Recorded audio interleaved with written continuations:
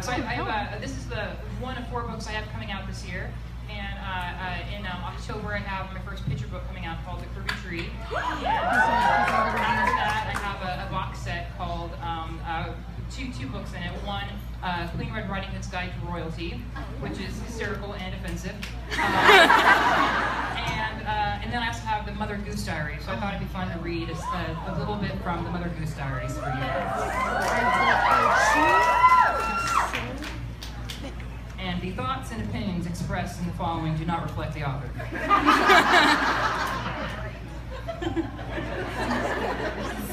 All right. You'll see what I mean. All right. 1428 France.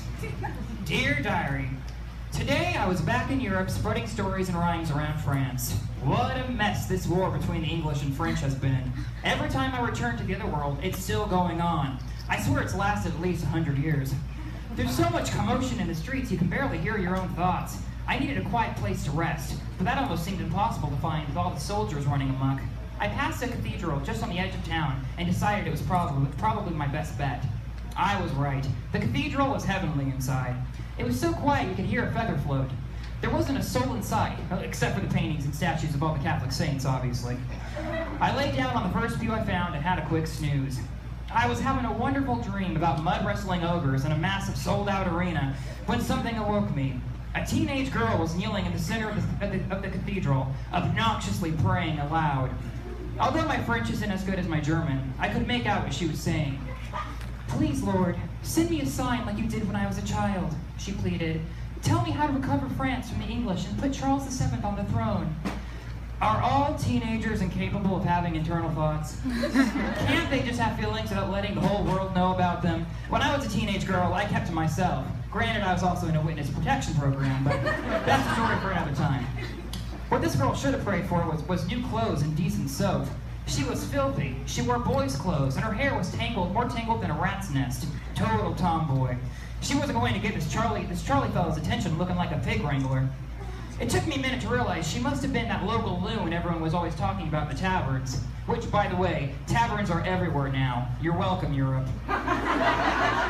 They said she's super pushy and entitled and annoys the heck out of everyone in town. That sounds like every teenager where I'm from. I don't know why they're making her so significant. The people in this world are weird about whom they do and who they don't talk about. Her name is Joan something. Was it Joan of Snark? Or maybe it was Ark. Well, whoever she was seriously getting on my nerves. I had to get her out of there so she would stop disturbing my nap. "Please, Heavenly Father," Joan prayed, "I am your humble servant. Give me guidance so I may satisfy your will." "Joan! Joan!" I moaned dramatically. Joan sat up excitedly and looked around the cathedral. "Is that you, Lord?" she asked desperately. "No," I said. After all, pretending to be God in his own house is just plain rude. "Saint Margaret?" Joan asked. "Have you come to bless me with some guidance?" "Yes, 'tis I, Saint Margaret," I moaned. "Oh, Saint Margaret," Joan said, and clutched her hands over her heart. "Thank you. Your wish is my command."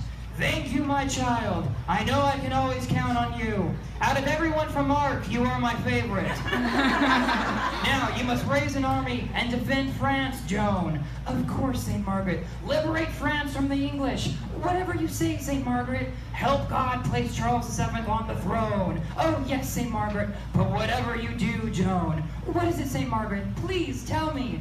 "You must leave the cathedral at once and lock the door on your way out." "Anything you want, St. Margaret," Joan said. She leapt to her feet and ran out the door like a horse out of a burning barn. I had a good laugh to myself, then finished my nap. Poor Joan. I almost felt bad for misleading her. Clearly she wasn't the sharpest knife in the drawer. She'll be all right, though. Hormones bring out the worst in every teenager. All right, thanks.